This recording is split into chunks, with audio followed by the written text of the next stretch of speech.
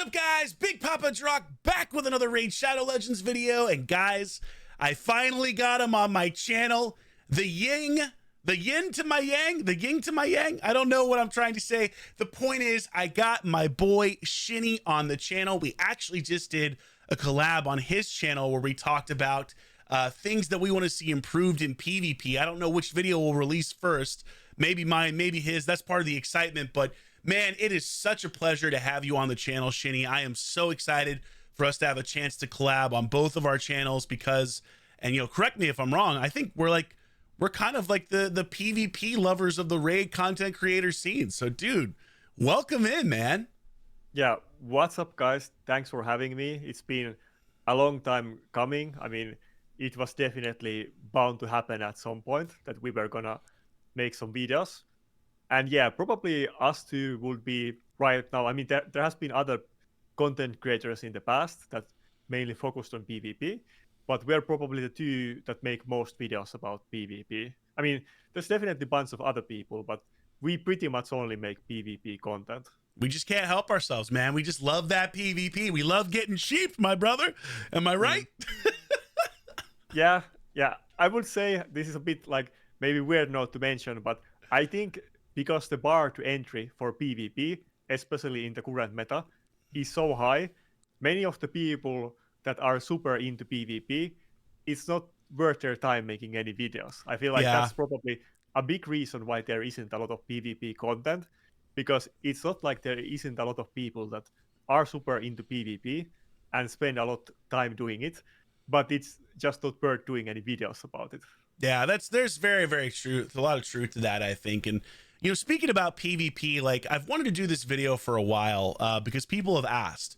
For those of you who do play PvP and are interested, obviously I would say Shinny and I are pretty end game players, but I think what we're going to talk about today is relative for almost every player. And really what we're going to focus on is countering the live arena meta. So what the meta currently is, in case you didn't know, like what champions are you going to see the most often, and then what we think are the most effective counters to those champions when you are trying to build a team. And obviously the biggest thing with this is that a lot of times in Raid specifically, a lot of counters are unfortunately other champions that you might not have. You know what I mean? And I know my poor boy Shinny has been looking for that Harima. I watch all those videos of you pulling for a Harima. I'm rooting for you to get her at some point in time, but that is, I think, one of the hardest parts about PvP is counters are often champion based. So we're going to do our best to give you some of those like that are obviously champion based, some of them that are maybe build based,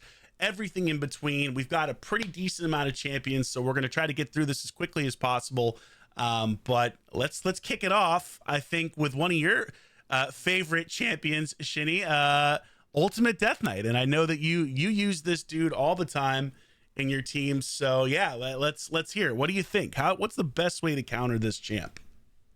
Well, I would say that first of all, UDK is mostly about his passive, or that's all he's about, but he does have some good utility with shields, heals, and Taunt and Fear. So even though his kit seems very simple, he does have a pretty good overall package. But of course, the main thing that he does that is annoying is that he deflects one hit from the enemies. And if they only do damage skills that are single target and one hit, then basically you can't do anything for a while. And that's why it completely counters champions like like Rotos. Mm-hmm. But right now, probably the best way to counter UDK, apart from just not picking champions that do single target damage, best way would be just to avoid it. But Armans, obviously, I mean, Armans doesn't care about UDK passive. You can polymorph whoever you want, so you could polymorph the enemy nuker or speed booster, even regardless of the UDK passive. And I would say that especially for me, but for many other people as well, UDK is the kind of champion that it kind of gatekeeps single target nukers. So probably more often than not, or kind of equally, people don't just pick UDK to counter enemy team, but they pick it for themselves if they are going with single target nukers. Yes. So that the enemy can't counter their Rotos or whoever. It's very, very true. Like you absolutely see him picked on teams where you are going to use a Rotos or maybe a little Miss Annie now or A couple other the really hard hitting single Wukong. target nukers. Wukong, absolutely. And that's funny. Like, you know, I agree with you. I think Armand's is the best counter for this champion at this point in time. I would also add, I think Sun Wukong is still really viable if you build him with enough accuracy, if you've got an accuracy type build, because obviously one of the things that's changed with UDK is you might see a resistance UDK now, whereas you wouldn't see that as much in the past. It was solely just, you know, 2-turn Stoneskin, ultra slow, ultra tanky. So definitely one of the most frustrating champions in the game. I would say the other one that I would maybe add, it really depends on what level of the game you're playing, but you could hypothetically get around a UDK with someone like a Ramantu potentially, if you've got enough accuracy and you're not worried about getting sheeped. But that's a really risky game to play. So any kind of buff strip, you know, passive block champion can work here, I think. But I would agree with you. I think Armand's is your best bet when it comes to getting around UDK. So let's move on to our next champion. I'll take this one. We were just talking about him, funny enough, and that is Sun Wukong. So Sun Wukong, obviously, when he was released, super strong arena champion, incredible kit with the ability to sheep and do insane amounts of damage. I think when I think about like Sun Wukong counters, the number one thing that comes to mind is a champion that many of you have, and that is someone like Ronda. Because she can block passives, you can easily get around his super annoying passive that allows him to revive every 3 turns, which is pretty insane and super scary. So Ronda definitely at the top of my list. We just talked about UDK as being a counter for Sun Wukong. Potentially, like they both go each other way depending on how your build is. If you have a super high resistance UDK, well then they, you know, Sun Wukong can't get around with that super powerful A2. And then the other thing that I would add is like someone like an Anithwi. You know what I mean? Any of the block revive champions can be really detrimental to Sun Wukong, you know, in terms of making sure they stay down. There's another counter. I'm curious if it's crossed your mind, Sheeny, but I'll let you take it. What else do you think works for this? Okay, now you got me on a spot because I was gonna specifically talk about the block revive champions. I would also say that another like kind of new addition, like we were talking about the fact that Wukong and UDK are very often picked together, and Queen Eva was recently buffed, and she does massive amount of damage with her block revive, which is a double hitter. I don't know how much you actually tested her, but her damage multipliers are very high. She basically, if we don't count very specific stuff like how the damage from Wukong and Siegfried AoE nuke scales with like it double dips with all of the damage increasing effects applied twice if you get a kill. But it's pretty much the hardest hitting skill in the game in terms of raw damage. And you can easily do 200k damage with one hit of the block revive. So you can easily kill Wukong even through UDK, and you can kind of get through that. But I don't know, is the other thing that you were kind of alluding that would be Wukong counter polymorph? There's a sneaky Wukong counter that doesn't really make much sense, and but it works, and that is it's got to be Harima or Arbais. You could go with Arbais as well, but the reason why I love Harima is because of her passive. Like you look at her affinity, and her affinity is the wrong matchup for Wukong 100%, but her passive is so good that it negates a lot of Wukong's damage, because that A2 that Wukong has, that is such a scary ability. You can obliterate an entire team. I've seen you do videos, Shinny, where you're doing live arena stuff and that A2 just annihilates an entire team if it's built for damage. So I actually love running Harima when I'm facing UDK to specifically avoid that A2, even though she's a bad affinity, which isn't great. So she would be the other one that I would add, but Arbais absolutely works too. Yeah, you basically must ban Harima if you use Wukong. Something like Rotos can get away of it a little bit more because he does do a little bit more damage with his other skills as well, even though they don't hit that hard. But Harima passive is going to reduce Wukong A2 damage by 80%. And like I kind of mentioned before, the way Wukong A2, why the AoE hit does so much damage, and it's the same thing with Siegfried and kind of on Tranda as well. that all of those skills apply the damage increasing multipliers from other sources like masteries and attack buff and everything else. They basically get applied twice to the same skill. One time when you kill a target, and then you get the AoE damage that scales from the surplus damage. And both of those hits get all of the multipliers added to it. So if you hit somebody with very low HP, the Wukong AoE can hit like more than twice as hard as the original hit. And that's why you can do like 600k plus, or in ideal situations, you could probably do like 700k plus damage AoE on Wukong. That's it's very insane. Yeah, it's but insane. basically, if you can't do hard damage with the original hit, then Wukong is not going to do anything, and the other skills don't do damage. So you basically can't beat Harima team with Wukong. You only can ban it, or then you have to have a second nuker.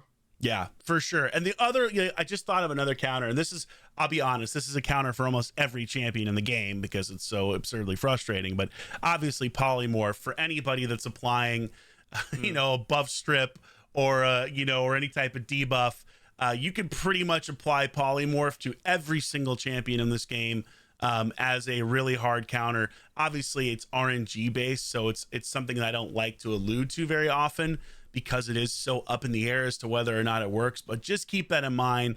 That is a viable counter for anyone applying some type of debuff or buff strip. So, okay, let's talk about the next champion, Lady Mikage. This champion, so surprisingly good in Arena, in spite of being a champion that you get anyone who can have access to if you have, obviously, the right champs to summon.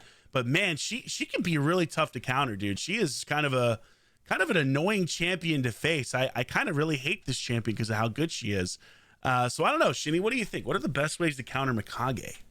Well, I would say one thing that I definitely noticed, that Lady Mikage and Wukong get picked together very often. So that's a very common team comp that people use.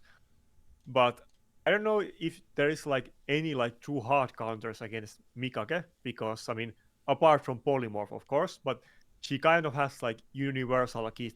You can't lock her out completely because she's primal, and she kind of does multiple things. Yeah. I feel like you can't really counter her like that hard, but it's more about countering the rest of the team, like whatever nuker they are using and so on. But I'm curious, do you have some ways to super hard counter Mikage?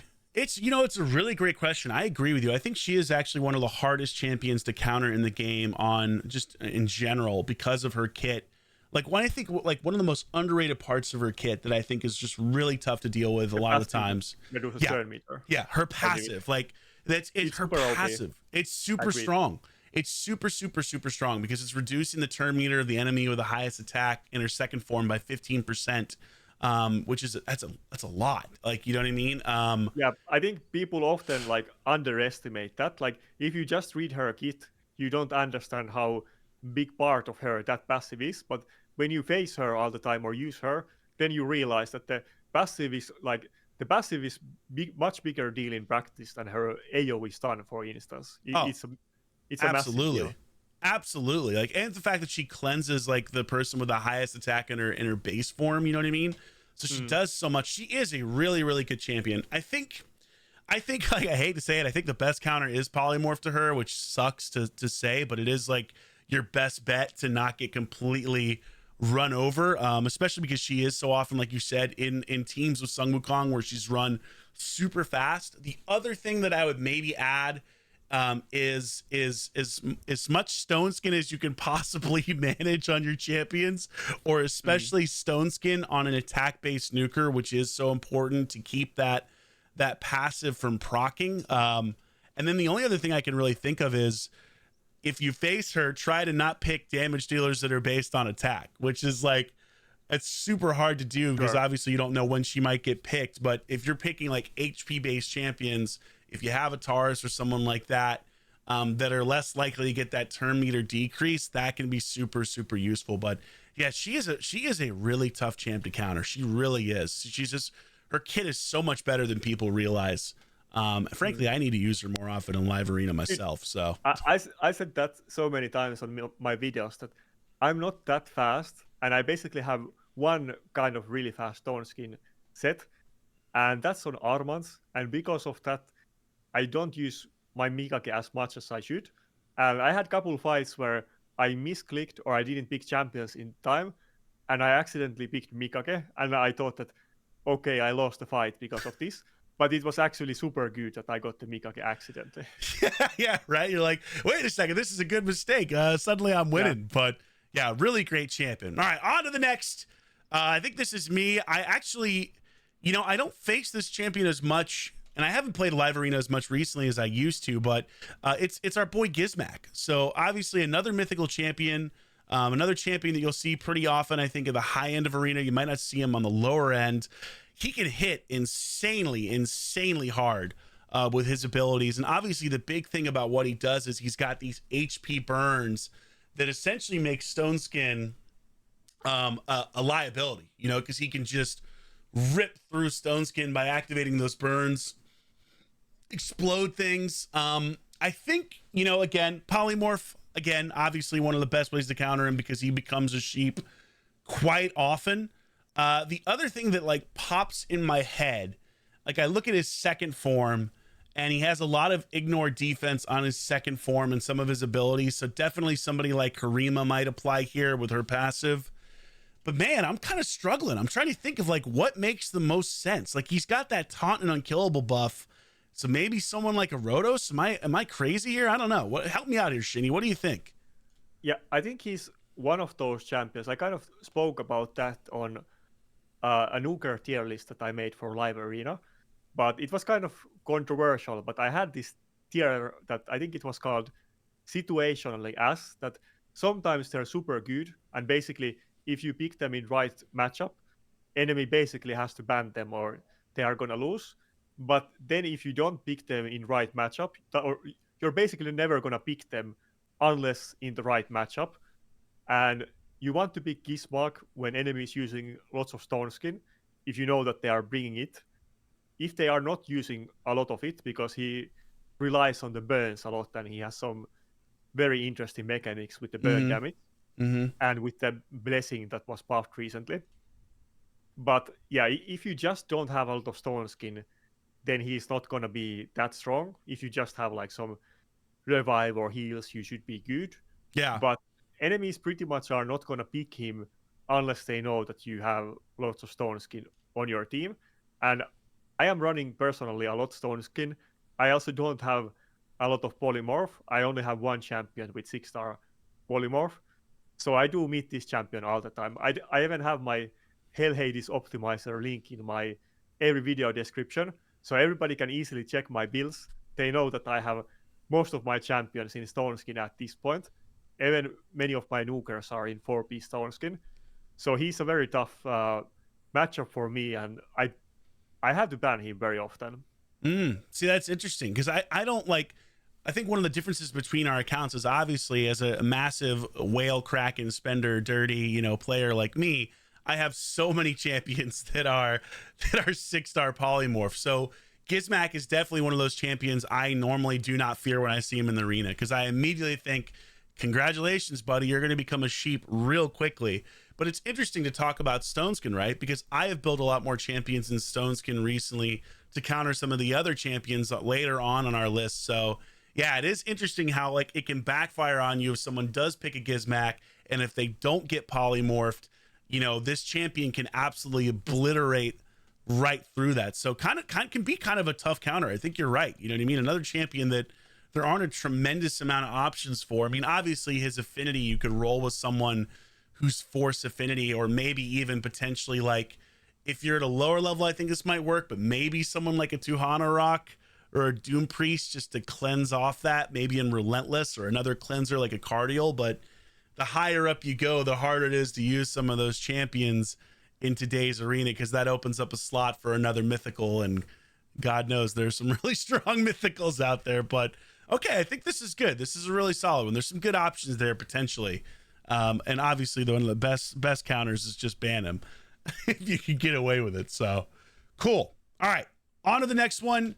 This is a really popular champion who has been massively buffed recently. I'm so excited to hear what you think about him, but we got Siegfried. So Shinny, what do you think about Siegfried and how you countering this dude? Well, like Siegfried damage, like Siegfried is basically Wukong with some extra utility and skills because he's obviously a primal and he has two different forms. But pretty much all of his damage comes from his is it A2 or A3? I think it's A3. Yeah. On Mm-hmm. him it's A3, on Wukong it's A2, but it basically works exactly the way Wukong A2, but it even hits a little bit harder. And that basically means he has the exact same counters as Wukong, either using UDK or Harima. Those are gonna make his capabilities a lot less. Like he has AoE A1 on like the other form that does damage, and on the other form he I think he increased the duration of debuffs or something like that. Yeah, something like that, I think. Let me take a look here. It's okay. It doesn't hit super hard, but basically the A1 and the other abilities are not threatening. It's all about the A3, just like Wukong. Yeah, yeah. I mean, definitely agree with you. Same kind of counters. Obviously, unlike other mythicals, one of the big counters I think with Siegfried is if you do have lockout, it is a very viable counter for him for sure because his damage dealing skills are on his first form, and unlike every other mythical, he cannot swap. So like I think of like beyond UDK and Harima, like obviously you've got Arbais as well. If Arbais is fast enough to get into that second form and use that taunt stone skin combo, but yeah, Siegfried is just super susceptible to lockout. So anytime someone picks a Siegfried against me, I'm usually not as worried as other champions because I feel like he has more hard counters. Though I will say, if you don't get one of those hard counters in there, it's good night because the damage he does is so nuts, like totally crazy. Siegfried is basically the highest damage dealer for PvP. It's just very like situational and specific, and it's a lot easier to counter that than other stuff. But there's basically no other skill that can hit as hard as his A3 in PvP. It's crazy the damage. I've been absolutely obliterated through like stone skin and all sorts of stuff with this. I think the other thing that pops in mind is you can use someone like I think one of the other counters I would consider using against Siegfried is you could use someone like Narsus or use someone like Rhonda. Narsus because he has that, you know, ignore A2. passives. Yeah, the A2 ignore passives ability, which will negate what Siegfried's passive is in his main form. And that's really also what makes him so dangerous is that it's really hard to kill him. And then also somebody like Rhonda, obviously she blocks passives. And then if you have this champion, you can hypothetically sleep him with like a Siphi to try to control him that way. The hardest part about that is obviously is, you know, does someone already have UDK on their team? There are a lot of counters to Siphi. Siphi's A1 in the game now, so it's not as reliable as it was before. But I feel like Siegfried is a champion that if you can get him on a team and somehow the other team doesn't pick a counter to him, he is just insanely good. But there are so many viable ways to deal with this champion in today's meta that he would not be like my first pick champion because of the fact that there are really a lot of different ways to counter what he does. So still really good though. I feel he's kind of like Rotos, that on paper he's insanely strong and would be like pretty much the best or one of the best champions in the game. But in practice, there are so hard counters to him that it reduces the effectiveness of him a lot, even though he's like way better than almost any other nuker in game. Yeah, I completely agree with you. I think that's an absolutely accurate thing to say. All right, on to the next. We're going to the Shadowkin faction, and I am going to talk about Shizu. Man, Shizu, look at the reviews. 5-star offense, 4.8 defense. Shizu is such a nasty champion. Obviously, you know, her speed, if she's faster than you, can be really tough to deal with, especially if the enemy has a super strong nuker like a empowered Taurus or a Georgid. You see that combo a lot. I think what's tricky about Shizu is I think like the number one way I would think to counter somebody like Shizu is definitely a Tormund. Punish her for making those speed ups, you know what I mean? Where if she's enabling another nuker, that she has a chance to get frozen, he has a chance to get frozen. So top of my list is Tormund. The hardest thing that I run into at my level is a lot of times Shizu is run with 6-star polymorph. So Tormund has that potential to be frozen, which makes it kind of tricky. The other thing I think with Shuzhen too is Stone Skin is usually pretty viable if they're not using a Georgid. You know what I mean? If the other team is faster than you can definitely get away with surviving a nuke if you have really strong Stone Skin. And then I think this is kind of underrated, but one of the parts of Shuzhen's, or one of the parts of her kit that I think is just so underrated, is that A1 and the ability to block active skills. And so when I think about counters for Shuzhen, again, I kind of think like someone like Arbais, UDK especially, is viable here because they're helping to ensure that you don't get that block active skills on your nukers or on your other cleansers potentially on your team. So yeah, this is she can be tricky if she's fast though. She can be really scary. What do you think, Shinny? I think Shuzhen in that sense is kind of similar as Mikage.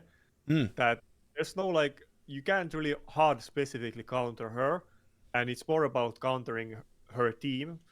And Shuzhen is generally used in kind of squeezy speed teams. Most often, let's say with Ronda and Georgid.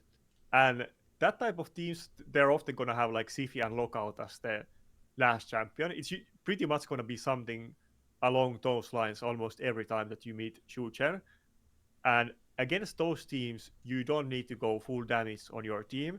You could even get away with 6-piece Stoneskin nukers, which I do see sometimes, and or Harima. I mean, Harima is especially good if you meet Georgid or Ronda with ignore defense. Yeah. Anything that can slow down so that you cannot be one-shotted. So if you run something like a team with 4-piece or 6-piece Stoneskins and Harima, that's pretty much gonna shut down one of those squeezy Shuzhen teams. Yeah, that's actually a really good point. I also want to note, you'll notice, guys, that we're not talking about resistance on a lot of these champions as counters, right? I just want to bring this up because I think it's important.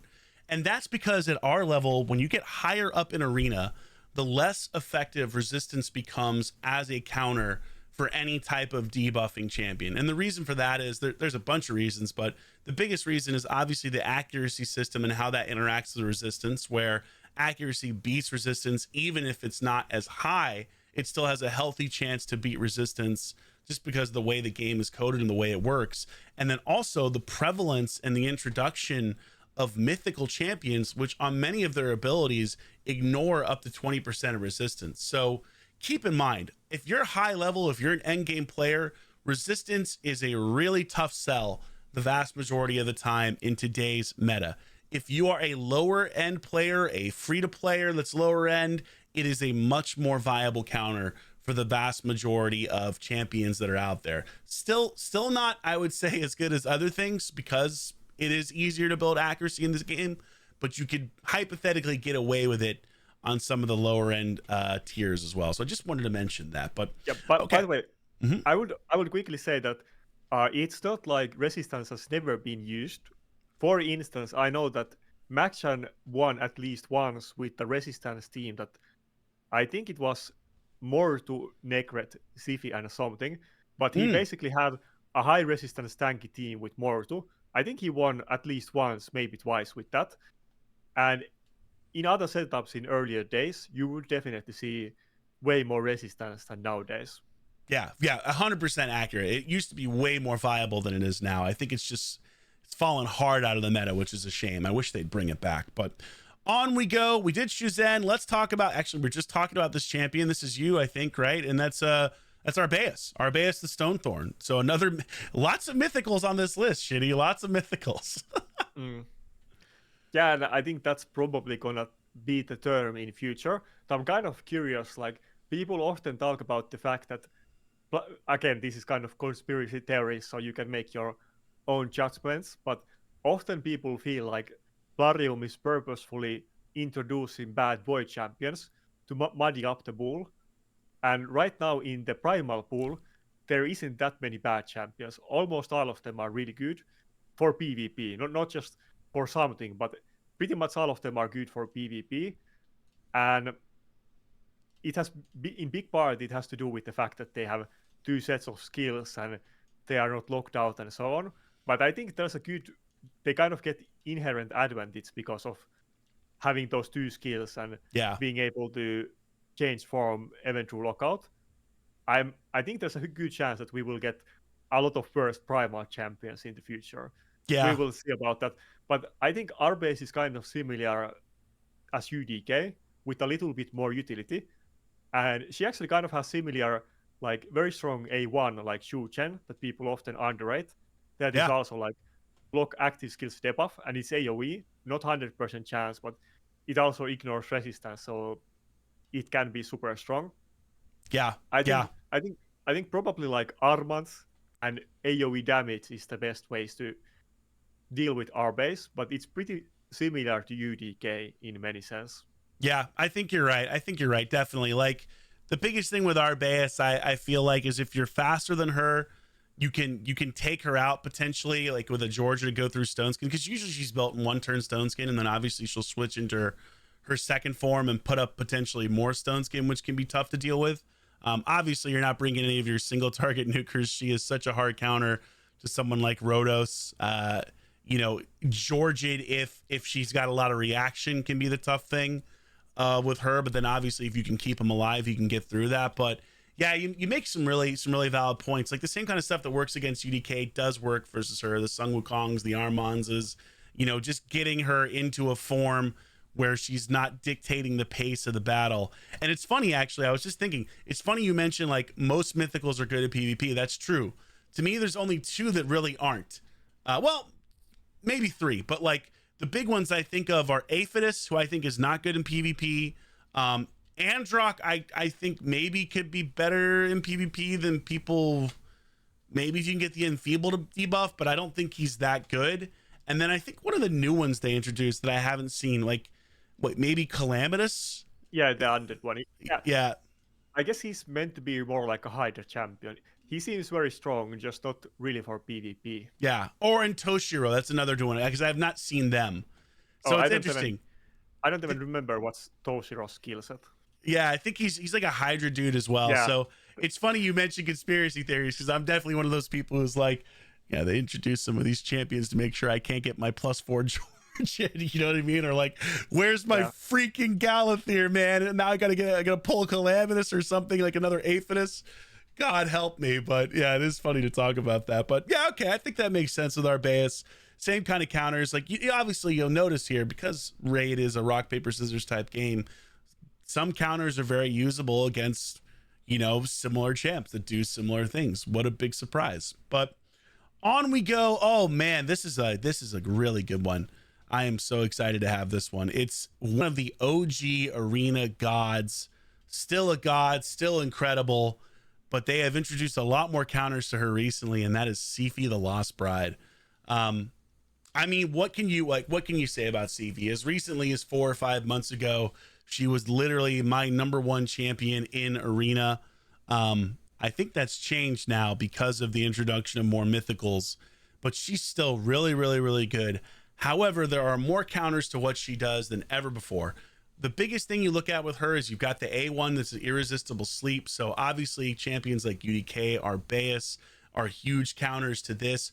Also an underrated counter to this can be Anora, with her ability to steal the sleep debuff off of a nuker and transfer it onto herself. So I think of Anora as one of the newer counters to Siphi that's really viable. The other champion that counters Siphi pretty hard, when you look at her block, like her A2 that puts up increased defense and stuff like that, I was actually talk about that. Yeah, it's Lazarius. You know what I mean? Lazarius the Lizard Man, because his his A3, I think, A2, what is it? One of these abilities ignores increased defense. Yeah, here he goes. Ignores shield and increased defense on his AoE A2, which is such a massive Siphi killer, because if he kills somebody with that, he's also locking them out. So really hard counter. Again, another mythical champion. Surprise, surprise. But very, very viable against Siphi. And then obviously polymorph for Siphi is a really, really big concern, because that A1 is something that you will be putting that irresistible sleep. I cannot tell you how many times I have had my Siphi get polymorphed because of that A1. It is really scary. as a result. So those are the ones that popped in mind for me. Anything else I'm missing, Shinny? Anything else you can think of? Yeah, I would say that overall, Siphi is very like universal.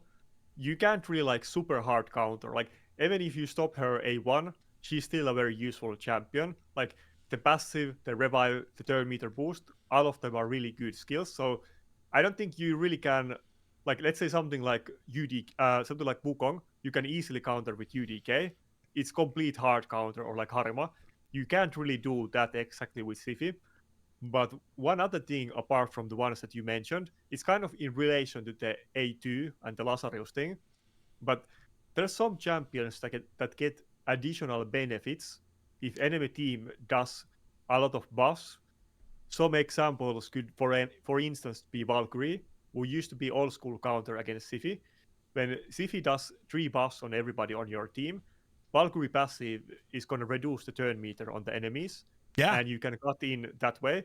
But there's a bunch of other champions with that type of mechanics. I think, for instance, Xena gets ignore defense compared to the amount of buffs that they have, and she also gets the turn meter boost and so on. I think there's a few other champions with that type of mechanics, but I don't think any of them are meta right now, and I kind of forget about it.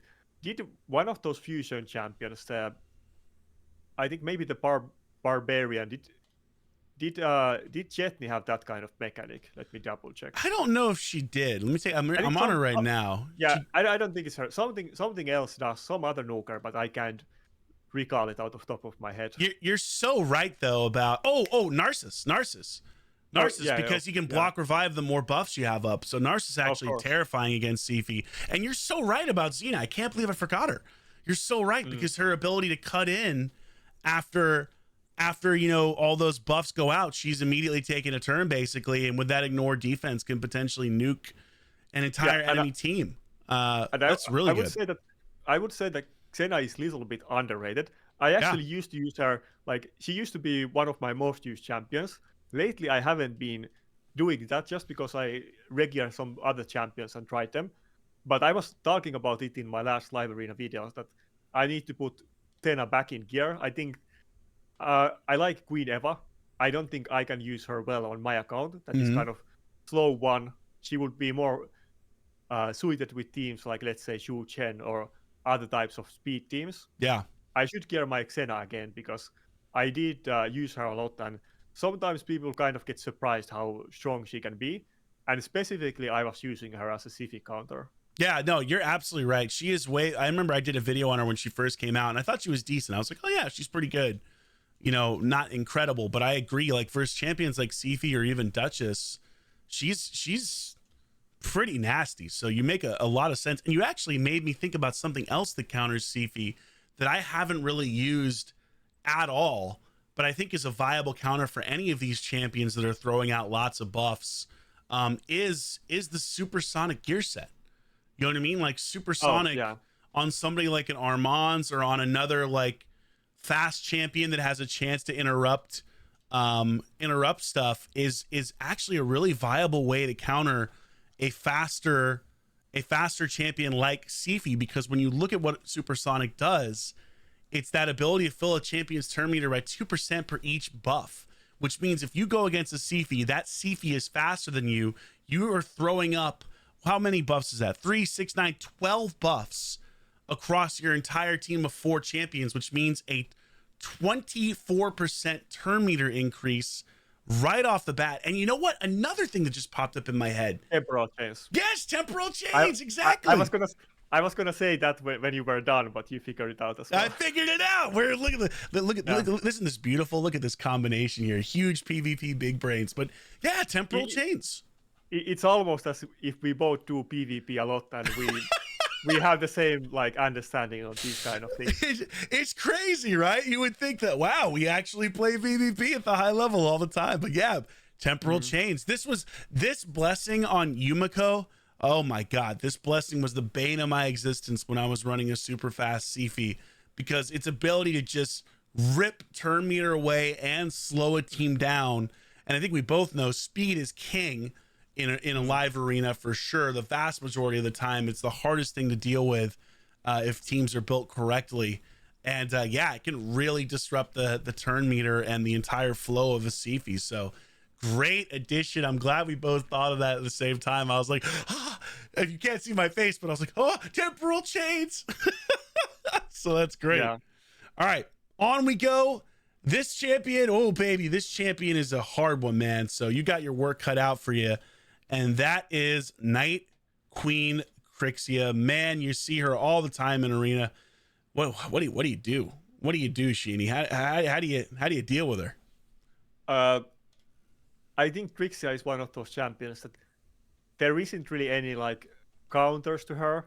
You kind of need to play around it, that maybe you can go before her and just kill the enemy before that or CC them. Or maybe you can use champions that get their cooldowns back easily or don't rely on them. Maybe like Rotos with very low cooldowns and getting extra turns from A1 and passive. Something like that. But I don't think there's like any hard counters like we mentioned Harima could be to Wukong and so on. Yeah, she is definitely a super hard champion to counter because of the way that they've coded mythicals to ignore resistance. Resistance is completely useless versus a well-built Night Queen Krixia. You cannot resist. Like maybe a Mithrala could do it, but frankly, some of these builds I've seen on Krixia have 850 resistance, and because of her passive, that transfers into accuracy, and they've got 900 accuracy total or 1,000 accuracy, plus that ability to ignore resistance, which just makes it so hard to counter that. Like, I hate to say it, but I feel like the most viable counters to Night Queen Krixia are first and foremost polymorph, and you just pray to God that she rips a buff off and becomes a sheep, basically. Or, and I hate that this is even like something I have to say, but honestly, the best counter to Krixia is other mythicals that have secondary forms. Like, oh yeah, I would say, yeah, I think that's the best practical thing to do. I wouldn't even say that's necessarily like a counter, because it doesn't really counter Krixia, but it's kind of like a check or counter measure against it. But that's probably the best practical thing to do against her. Yeah, it's just like go with a mythical that has a really viable second form, so that if she locks you out in the first form, switch over and do something there. So yeah, go with your own Krixia, so you can rest the cooldowns back. Yeah. Just Krixia on Krixia battle. But man, she is such a hard champion to deal with in arena, and really is like a champion that can just absolutely completely sway or turn the tide of a battle, especially because her secondary form splitting up that reset to where if you get locked out, it doesn't matter anymore. And on top of that, like underrated ability to cleanse. Like people forget, but she actually is able to cleanse. And super powerful. I would say, in terms of underrated abilities, there's actually a bunch of I'm gonna butcher them. Maybe I'll forget something, but there's a couple mythical champions that also do immunity buff, and they aren't the type of champions that usually do it. Like Krixia does do immunity buff as well, and I think Lazarius does it, and then something else. Not Arbais, but one of the really popular ones also does immunity buff. And those can be very tricky in practice, because sometimes there are those teams that maybe you can CC them with like Tormin or something else, maybe Mithril Petrify or something like that. But many of these champions like Krixia and Lazarius, they do so many different things that they like kind of they have a countermeasure against things that you could use to counter them. Yeah, it's true. One thing just popped in my head too, like if you're lucky enough to have these champions, I wouldn't really call them a hard counter, but they can kind of deal with Krixia on some level, and that's Taurus and Marichka. You know what I mean? Like I hate to throw them in there, but because her like, you know, her lockout is attack based, you know, you can potentially get her nuked down if she's not built in Stone Skin. She's often built in Stone Skin nowadays. Obviously, affinity wise, you can look at champions where she might weak hit. So Rotos, I think, does work because of the affinity, because that attack lockout is attack based, and it has a chance to weak hit, and then it won't work. But then also the other thing about Taurus and Marichka too is that A1 increasing turn meter. Hopefully you can get around her, get faster than her, but you can still do pretty significant damage with that Taurus and Marichka A1 on both of them. So hilarious that's also another viable like strategy to deal with her. But I think that's actually very good strategy in classic arena. That's maybe one of the best ways to do it, or basically the only way apart from going first in terms of getting actually a fast battle that is practical if you're pushing for Platinum Arena. But the issue is that in live arena, they can pick or ban one of Yeah. those two champions Yeah. themselves. So it's kind of hard to rely on anything that needs the partner bonus. Otherwise, something like Cupidus might even be good, but it's not an option. It is tough. You can't guarantee that's going to be in there, which makes it hard. Okay, so that's Krixia. On we go. I've got the one and only. Why am I in the wrong faction here? Here's the right faction. It's Harima. It's Harima. By the way, can I start on this one? I want to say it. You know what? I want to say it. You know what? Absolutely. I know you. I was going to say my poor friend. Yeah, polymorph. Yeah, it's so accurate. Yeah, you know what? You take this one, Shitty, because I know you don't have her. And I know you know how extremely, like, I feel like her value has only increased in the, since she's been introduced, because so many more champions have ignore defense added to their kits, whether it was Siegfried, whether it was Queen Ava. Like, there are just so many more champions now that have really scary ignore defense based damage skills, and she is such a hard counter to them. So what do you do when you see Harima? How do you deal with it not having her?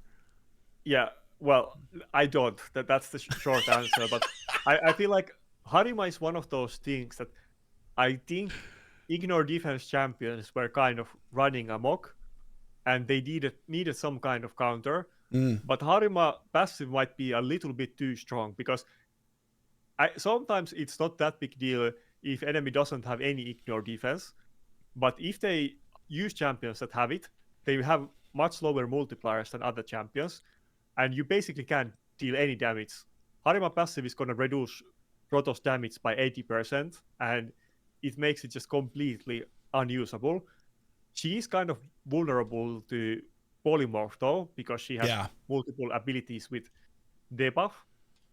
And of course, you could use something like Wukong or Armans to polymorph her and get rid of her passive. Basically polymorphing her one way or another. That's the best way to deal with her. Other than that, you just need to use champions that don't rely on ignore defense and just have overall high multipliers. Yeah. Or then, if you are using those champions like I am, then you pretty much always have to ban Harima, and you will rather face Lockout than Harima, because you're not going to do any damage anywhere. Yeah, she is a really, really, really important champ in the meta. She really is still absolutely top 10 champion. Just like can potentially hit super hard when her A2 gets up to snuff with increasing her defense, and she is often a tricky counter. Like, I agree. Like, I hate to say that the best way to deal with her is polymorph, but it really is. And again, also what applies here too, again, Taurus Marichka teams are very viable against her because of the fact that her damage dealing stuff has potential to have 2 AoEs, and she can get nuked really hard by that Taurus A2. I also kind of like, one of the things I look at when I face Harima too is an underrated counter for her is a champion like Arbais or UDK, because her A1 isn't a double hitter. And if you have an ability to lock out her skills, this is very champion specific, by the way, so take what I'm saying with a grain of salt, because obviously depending on what champions you have, this isn't as viable. But if you're able to get a team with like UDK or Arbais and some type of lockout on the team, it's really hard for her to get around that, because of the fact her A1 is only a one hitter, which is tough. I also kind of like to use, sometimes I'll bust out champions like Goral against her, because the affinity is so strong in that case. And like, what I like about Goral is, even though Goral has that ignore defense based A2, which is her big nuke, she can still do so much damage with her A1 potentially repeating the attack. So I like to try to pick Goral into Harima on occasion, but it's, really, you're absolutely right. The best way to deal with her is to put her into a sheep form so that her passive doesn't apply anymore, because it can make teams so hard to kill. Like, she's so good. Is she your most wanted champion, Shinny? Is she the one you want the most? Yeah, like out of like non-primals and non-voids, definitely. And I would say that, I mean, there's some really strong primals and voids, of course, Mm. but even counting those champions, I would say that she's one of the best champions in the game.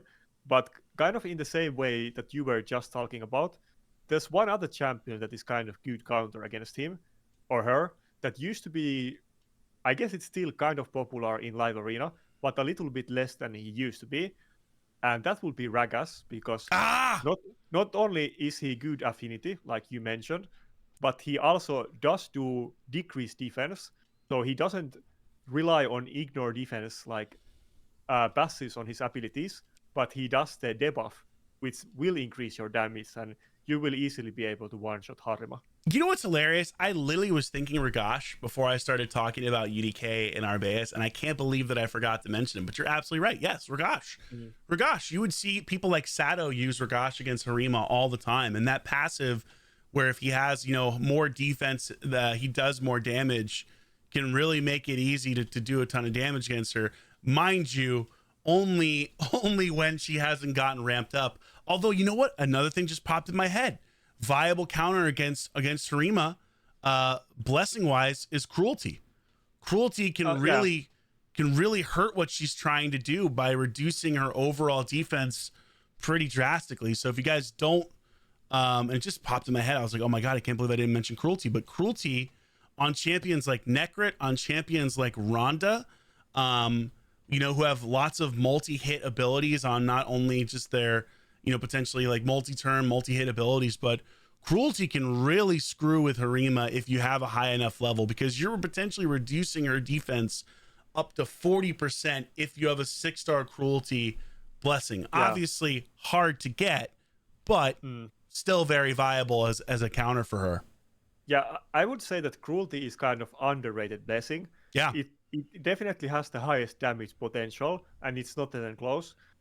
But the thing is that you kind of need to have it 5-star or 6-star. Yeah. It gets way better at higher levels.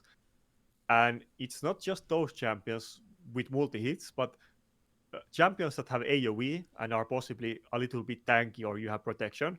Stuff like Tormin and Garrel have very good synergy with cruelty.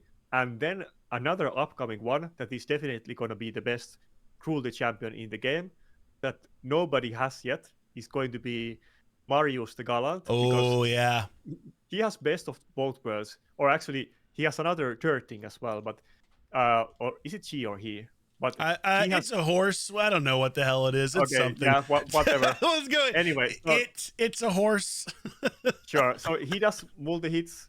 It does multi hits, and it also does like AoE hits with multi hits. Like is it A2 or A3? Is a triple hitter AoE, which is gonna proc it 3 times. If one skill hits multiple times, all of them is gonna proc cruelty.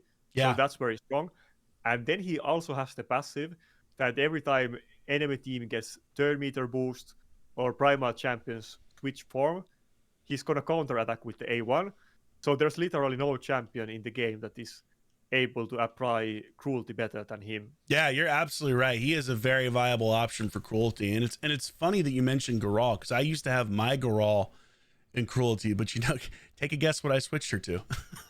Polymorph. Yeah, I switched her to polymorph because she was too often. I couldn't build her in a stone skin savage build, and she was too often getting slept or getting like just controlled to where I had to literally switch her out of cruelty, which is such a bummer because she is so good in that blessing because of the fact that all of her attacks are AoE on that secondary form. But yeah, I think those are good ways to counter Harima. Not bad.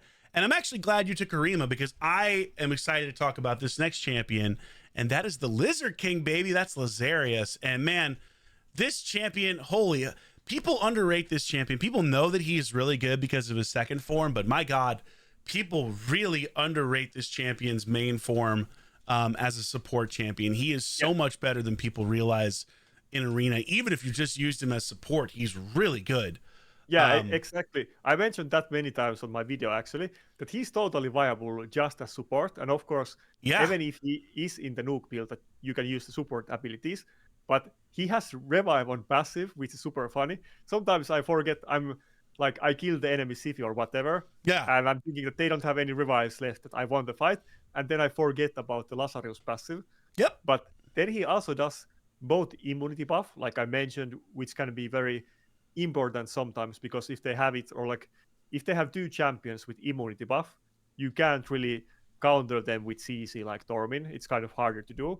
Yeah. But he does both immunity buff and block buff debuff, and those two things counter so many things in the game. Like I don't know, Helicat is out of the realm of possibilities. Any champions that would do hard CC or team around that are out of options, and like he limits he limits the opponent's options so much. Yeah, he is a really, really, really good champion. I think top 10 in the game for sure, in my estimation. He's also like tricky to counter for sure, because his second form can do so much damage with those self buffs that he puts on there, increase attack, increase crit damage. So he has the ability to just nuke through a lot of stuff. I think the best counter for him, there's really a couple I look at. Harima for sure. Harima without a doubt on that secondary form, reducing that damage with that ignore defense, because his main his A3 is ignore defense based. And then obviously just like getting rid of Savage, getting rid of Helm Smasher is really big to prevent people from dying. Stone Skin is a really big counter for him, because none of his abilities on the A2 deal with Stone Skin. Now his his secondary form deal with Stone Skin. His first form, however, you can potentially reduce the duration of Stone Skin and place block debuffs. So it is tricky in that case. Like obviously Polymorph comes into play here. And then a champion I haven't really used against him a lot, but I think is actually a really viable counter that I should probably use more often, is someone like Leorius, who has built-in swift parry, where if Lazarius kills anybody on your team that, you know, they die and basically your whole team gets locked out for 2 turns. One of the beautiful things about Leorius is, first off, he benefits from having damage done to him, right? Like he gets stronger and scarier in that case because he does more damage. And most importantly, he doesn't die. Lazarius doesn't go through swift parry. So Leorius, I think, is kind of an underrated counter for this champion. But by the way, you know who else doesn't die and also gets additional benefit like Leorius when you hit him? There's a couple. I don't know. Remind me. Taurus. I mean, that's a good point. You're gonna reduce Lazarius' attack, so if you just can hang in the fight for a good while, then you're not gonna really get a lot of threat out of him. Yeah, that is actually really true. Taurus definitely, like, even the strongest Lazarius is not going to kill a well-built Taurus. It's just not going to happen on one hit. I don't care how strong your Lazarius is. It isn't happening. You're not going to be able to do it. If the Taurus is built correctly. If the Taurus is built poorly, that's a different conversation. But yeah, Taurus definitely. And that passive reducing attack. I mean, there's so many champions. Like, what's the counter, Taurus? By the way, I hate that passive. That passive is so dumb. I hate this passive too, and I have asked for them to nerf this so many times. Yeah. It is ridiculous. It's ridiculous. There's so easy way to fix that. That passive and all of the other abilities that reduce enemy stats, they should reset if a champion dies, or maybe even gets polymorph. Sure. It's that simple. Sure. Absolutely. Simple.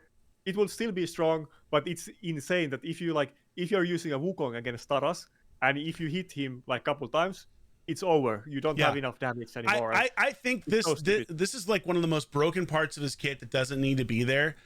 It's already like ridiculous that he's able to reduce damage from skills by 50%, which basically makes him unkillable if you're not hitting with something that ignores passives. But this, like, the fact that you hit him and your champion gets weaker and you can't kill him is, if it's an attack-based champion, is so absurdly overpowered. Like, this is like talking about nerfing champions. We did this in your video, obviously. But you want to talk about nerfs that make sense, that don't completely invalidate a champion? This is one of the things that we talk about, right? This is a simple nerf that still allows him to be really freaking strong, but doesn't make him so absurdly OP that he is damn near impossible to kill if you are using attack-based nukers and you can't do enough damage quickly. Because the 50% reduction up to 50% is massive. People do not understand how powerful that is in Arena. it is so absurdly broken. I'm so glad you mentioned that. Completely agree. Yeah, Completely I agree. would I would pay a lot of money if I could just have a conversation with the Plarium developers and talk about the game balance. Yeah, you and me both, man. Okay, I think we covered Lazarius. So there's some options there. Let's go back to you, Shinny, and we're gonna go with a combo here because I think the combo is the scariest thing. Initially, we picked just Narsus, so this is what we're talking about, Narsus and Anora. But I want you to talk about the combo as well because their combo is pretty darn good and can be hard to counter. And in today's live arena meta, sometimes you can't afford to ban Narsus and Anora because you have to ban Armands or you have to ban Krixia. So yeah, I'm curious as to your thoughts here. What do you think for Narsus and Anora combo, and then Narsus by himself as well? Yeah, well, first of all, I will say that it's one question that was asked to me often when we had the Angora fusion, and I kind of didn't fully understand it at that time. That is Angora worth going for the fusion if you if you don't have Narsus and you're not planning to go for it. But and people originally didn't really use Angora a lot in live arena, only with Narsus. But nowadays, at least I see Angora picked very often, even without Narsus, and she's surprisingly powerful. I feel like people underestimated her a little bit, Yeah, but she is good for many different reasons. Like she has pretty high turn meter revive, but the two things that are very kind of sets her apart is that the A1 can reset cooldowns, not just on Narsus, but on anybody on your team.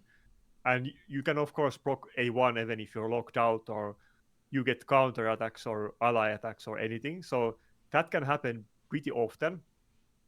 And then her passive is probably the best counter in game against CC teams. yeah, Because not only do you have cleanse on another skill, but you're always reducing the CC on your highest crit damage champion. And like that's gonna make something like Tormin not an issue. yeah, yeah. So one thing of note, it's kind of interesting because it's a partner bonus, but it always goes for highest crit damage champion. It doesn't automatically go on Narsus if you have him on team. So if somebody has builds where uh, another champion is with higher crit damage, you might be able to like CC Narsus or so on. That's not really a practical counter. Yeah. But I would say Anora is kind of universal like Siphi. You can't really counter her specifically, but kind of you need to focus more on countering the team. But as far as Narsus goes, there's definitely some ways to counter him. One that I personally like a lot, if we talk about specific champions, but it's an overall mechanic, would be Helicat. One of my favorite champions that I know you hate, many people hate. It's a very frustrating. I hate that champion so freaking much. Yeah, it's very frustrating to play against, just like Polymorph. But Narsus does ignore passives and like a lot of things.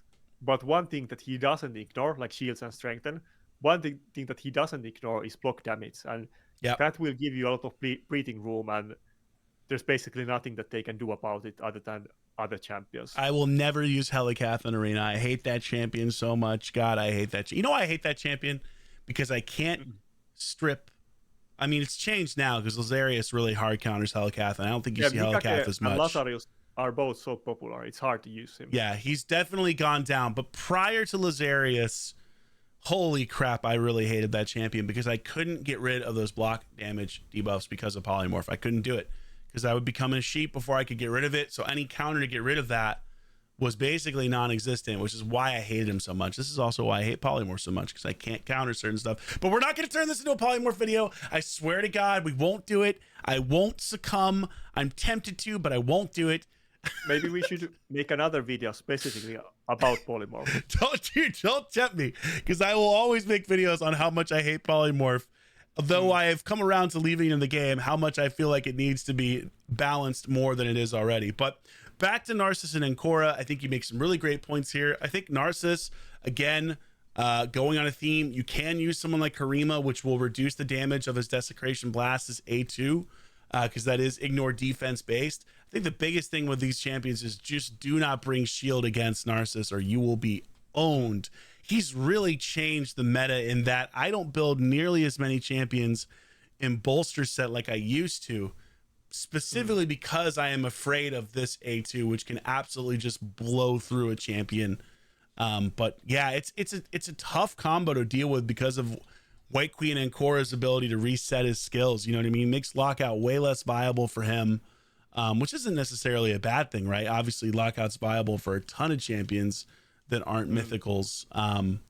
So yeah, just really tricky champs in that regard, and certainly those AoE. That AoE is no joke on Narsus. You know what I mean? That's a Rotos killer. That's a freaking what else? Anything that has passive. That's a Taurus killer, of course. That's why he was introduced. But yeah. Siegfried, he's kind of hard to like one shot because of his passive. Like you can't even kill him with Rotos A3, even though it ignores unkillable and block damage.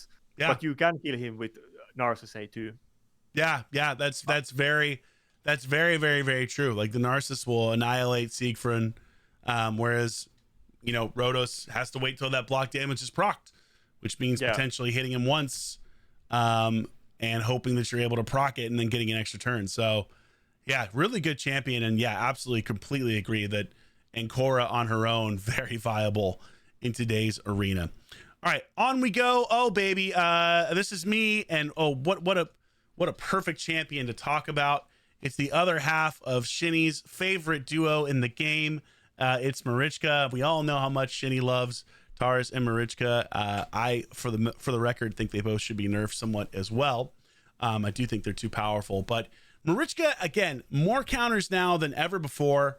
For a long time, there really was not a lot you could do against this champion. Like, yeah, you could bring in like block revive and Ithwi, that kind of stuff. Maybe a Rotos if you can get him cooking hard enough. I think Rotos actually is a more viable counter to the duo than people realize if you can build him tanky enough and with enough resistance to not die to the counter attacks from Taurus, because if you can get him doing enough damage where he's sucking enough health out of Marichka, you can just take tons of extra turns potentially and kill both of them faster than people realize. But that being said, I think the best counters for Marichka, obviously champion based at this point, Narsus, Lazarius, both very viable counters because of their ability to ignore things like strengthen. Obviously Narsus getting that second hit on Marichka if she puts up a strengthen and shield buff. So Narsus definitely the number one counter of this champion at this point, in my opinion. She is still super strong, though, in spite of that. She's still really, really, really good.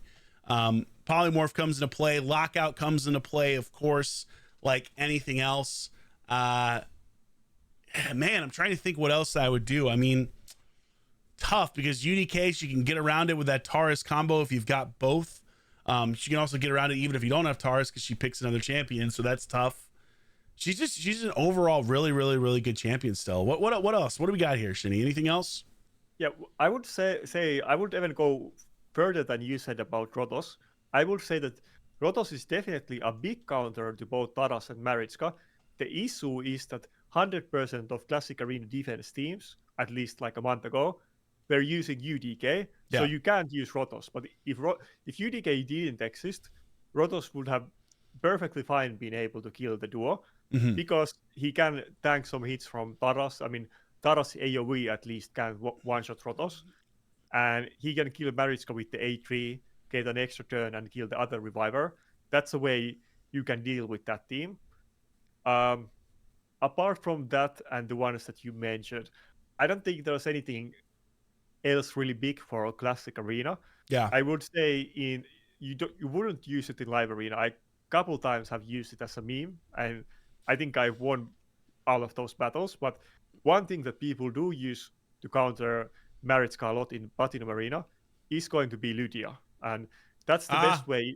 If you want to get really fast battles, and when you know the exact team that the enemy is using and they can't change it, then let's say that you're going with for instance, Narsus and Lydia, you just one-shot their team and that's it.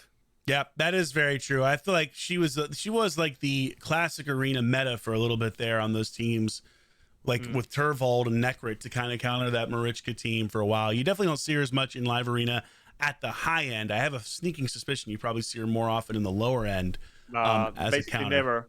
No, never. There you go. Well, yeah, but I guess maybe somebody a little bit more lower than me might see it. But I've used her a couple times accidentally or as a meme, but I don't think I've ever seen anybody use. Well, probably I have seen. I don't consider you low end though. I don't consider you low end. You're definitely still a high end player. Like you may not be like tippy top of the leaderboard, but you're high enough in live arena where you're facing more polymorph and stuff like that. So I would agree with you. On your level, definitely you're not going to see her very often as well. Yeah. Okay, I think that covers Marichka. We got 3 left, Shinny. We got 3 left, and it's only fair if I took Marichka. I don't know why I just clicked out of this, but I took Marichka. You got to take Taurus. So what do you think, buddy? Well, I think the counters are going to be pretty similar. Like both Narsus and Rotos have good matchup with Taurus for the same reasons that we just talked about. I would say that overall, any champion that doesn't scale from attack is probably going to be better against Taurus over time if you have live arena battles where both teams pick very tanky supports and revivers and so on. Yeah.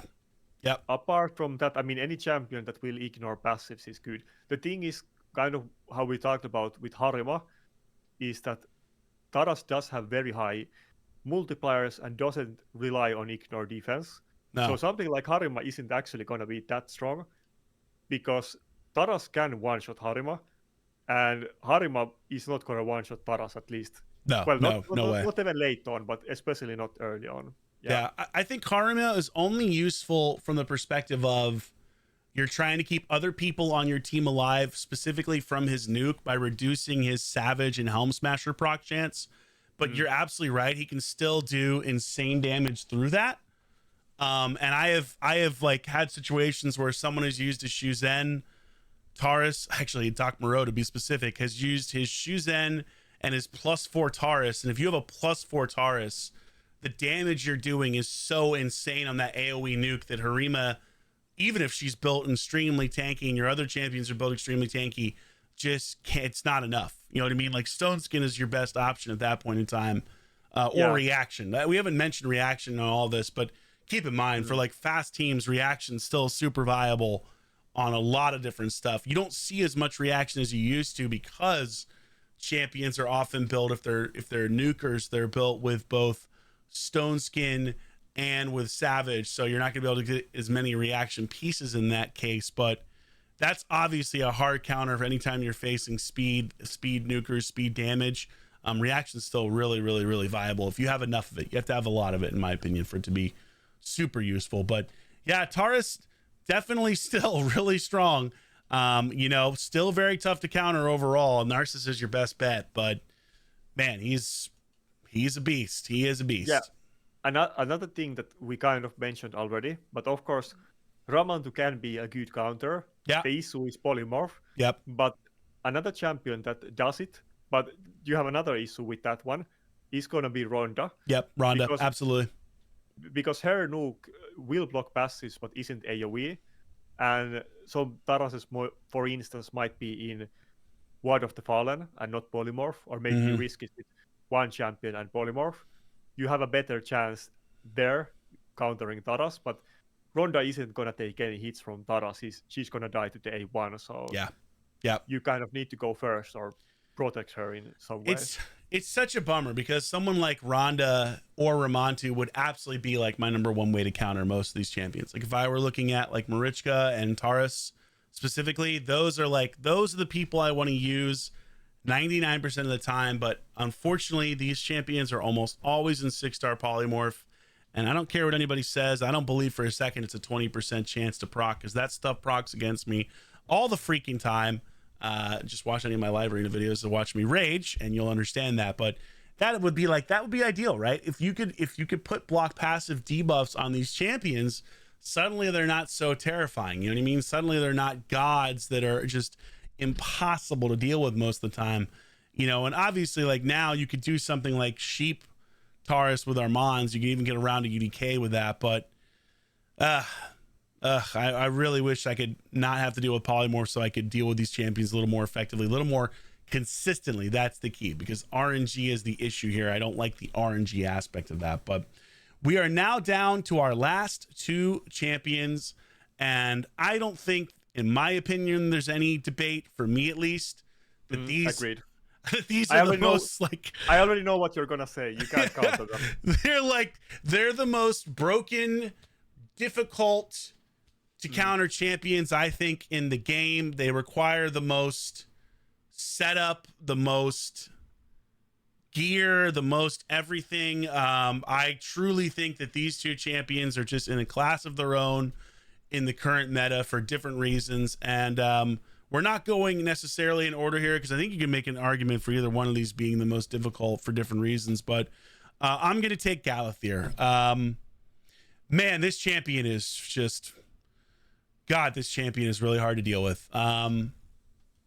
What can I say? You know, he does literally everything. He is a better version of Duchess. You can lock out his first form, but guess what? His second form is frankly even scarier.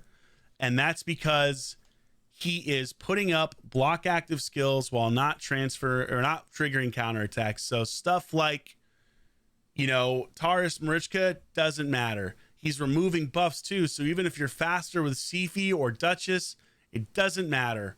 His passive gives him accuracy almost equal to his resistance, which means it doesn't matter if you try to build, like, you know, high resistance stuff. He's going to go through it. He's going to have enough accuracy. He gets to ignore resistance.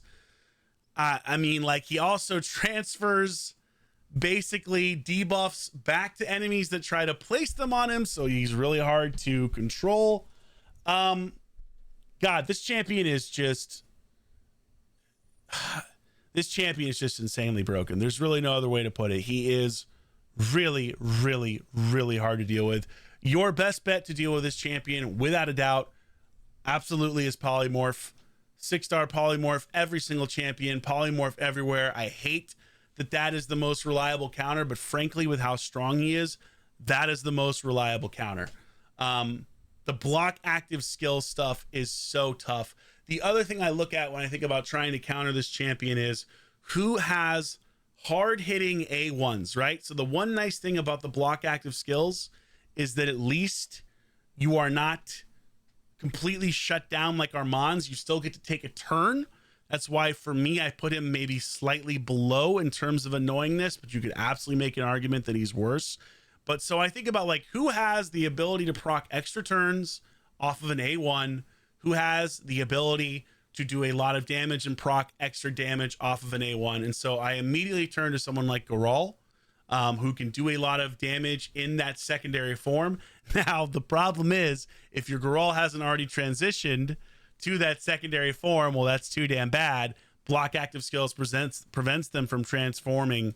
So that's a really tough thing to deal with. You have to be faster in this case. The other thing too is obviously someone like Rhodos who can proc extra turns. The problem is, again, super RNG based, very inconsistent. And on top of that, the affinity difference with Star Sage makes him a really tough matchup for a Rhodos to try to kill him. So this champion is just, God, this champion is tough. And it's this is like part of the Armand's problem, is that because everyone has Armands, you cannot necessarily you can't ban both. You can't ban Armands, you can't ban Galathir. You're left to where you're dealing with both. So, man, it's tough. I guess Stoneskin's your only other bet here. And again, he can take that off. So, this champion, dude, this champion, man. I don't know. What do you got for me? You got anything, Shinny? Yeah, and on top of all of those other things, he's obviously a reviver. He's very high base stats. He's very tanky champion, very fast, and he even has a passive that basically prevents him from dying and reduces damage. So it's kind of like Taurus and Marichka, that he does like everything, and like too much, it's overtuned. Yeah, but I think he's I think he is actually the overall best champion in the game at this point. Would be my contention. For the most amount of content. I don't know, especially for PvP.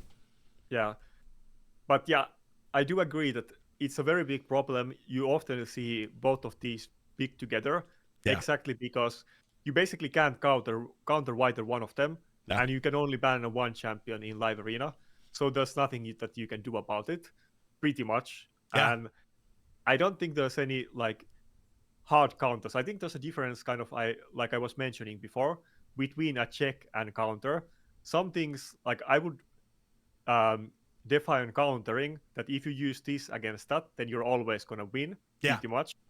And check is that you can kind of deal with the mechanics some of the time if you otherwise have a good matchup against that. And I don't think there's really any counters against either Galatir or Armans. The Yeah. only way that you can kind of mitigate it is to have polymorph procs or go first, but I don't even consider those things as counters. So No. I don't think there's really much that you can do. It's like, I think one of the most frustrating aspects of Arena right now, for me at least personally, is that both of these champions, in their own way, again, because they can be picked together, you really are put in a position where there is no easy way to figure out how to deal with it. And I think for different reasons, obviously, you know, like we're combining them here both, but realistically, Armanz's kit is just as absurd in some ways as Galathier's, because of his ability to sheep, because of his ability to strip, and obviously because of his ability on his A2 to steal every turn meter and stun. Like with him, you just don't even take a turn. You know what I mean? Like you don't even, there is no turn. It's just over unless he becomes a sheep. So it's just, these two champions, in my opinion, the most toxic in the entire game, the most in need of some type of balancing. I would be in favor of, frankly, nerfing both of them. I have Armand's, obviously. I don't have Galathier. Even if I had Galathier, I don't care. He still needs a nerf. By the way, yeah, go on. Yeah, no, that's it. Like, it's really hard. Like, people will say put Stone Skin on, right? But that's not a consistent counter for either of these champions because of their ability to strip. And certainly not for Armand's with his ability to polymorph somebody in Stone Skin and turn them into a sheep and just completely take them out of the game. So yeah, tough. I have an idea actually that is kind of in relation to the Stone Skin that you mentioned. Yeah. But of course, there's so many ways that they could deal with this. They could make all kinds of mechanics against it. But one thing that they could do is, I feel like the old immunity set, you could maybe buff it. You could make it so that you can't buff strip the immunity set at all, and it works differently than the normal immunity buff. And you could make it so that it completely protects you, that, or some other like set that has this mechanic that you're completely protected. Now no debuff or lockout or anything can affect your champion for the duration of this. That could be something that might be good for this. That's actually a really interesting idea, because obviously you don't see immunity almost ever anymore, because realistically Stone Skin is a better version of it because it prevents damage. But now you'd have a really interesting decision to make, right? Where it's like, okay, I'm going to take immunity, which means I'm not getting locked out or I'm not getting turned into a sheep or any of this other crap, but I am still super susceptible to getting nuked. You know what I mean? Like I could still potentially get blown apart in that regard. I think the hardest thing balancing that is if you've got a ton of reaction and you have immunity and you can't get locked out, what is your counterplay, whatever that champion is as well. But I actually kind of like that idea overall, because champions like Armand's and Galathier in their current state really are not stuff. People may feel otherwise, and obviously they let me know on my Armand's video, but they really are not champions that you can actually counter consistently. They really are. If we're going to be completely honest, you know what I mean? Like true transparency. I'm not even talking about like nerf Armand's or anything like that. I'm just talking about like, can you actually consistently counter these champions? And the answer, if you are being honest, is absolutely you cannot. Like, no, you can't. Not if they're built correctly. No. They're like, sorry, that's reality of where we're at right now. And it is what has made, I think, live arena much more frustrating to play, and at least for me personally recently. But that's a really interesting idea, Shinny. I actually kind of like that a lot. I mean, there's so many other ways that you could totally do this that would be balanced, and of course you could fine tune the details. But all of this is so like fixable. That's one of the most frustrating things about like the game balance and raid is that the PvP is so good, though there's very high like bar to compete because you need champions. But the combat style in raid is so good we have very unique mechanics that are very interesting, that makes it very fun for people that are into RPG games, to like theory crafting and that kind of stuff. Yeah. But the game balance, there's just some things that there's nothing that you can do against it. Like Plarium needs to, like, I wish they would hire some people specifically in charge of game balance. I mean, Plarium should hire us. Like, we could totally. I was just gonna say that. Yeah, just hire the two of us. we can fix this. I guarantee you, we can so fix this. Like, for think sure about it. Yeah, for sure. I completely agree. You know what I mean? And again, like, I think you and I both have a real commitment to fairness, right? And that's hard to say because obviously it's quote unquote a pay to win game, right? At the end of the day, the more money you spend, the easier it is to compete. That is just the way this game works. That's never going to change because that's how the business of the game works. But even understanding that, there are balance changes that you could make in the game. And I agree with you. I think PvP in Raid at its best is extremely satisfying. The level of strategy that you can go into it. I think a lot of people don't realize that there is quite a bit of strategy in like a perfect battle, right? There's a lot of stuff that goes into it where you can really outthink your opponent. And even if you have a weaker account within reason, you can still beat them. But I feel like that strategy has been reduced over time, especially in the last 6 months or so with the introduction of mythicals and some other stuff. But especially champs like this, where it's like, good God, like, what am I supposed to do? Like, I can only ban one. I think one of the things I'd love to see them, I should have mentioned this on your video. I can't believe I forgot it, but I'm going to mention it here, is I would love to see them go to a perspective where you're picking 6 champions and banning 2. I would actually like to see that personally, because then it would be harder to I like that.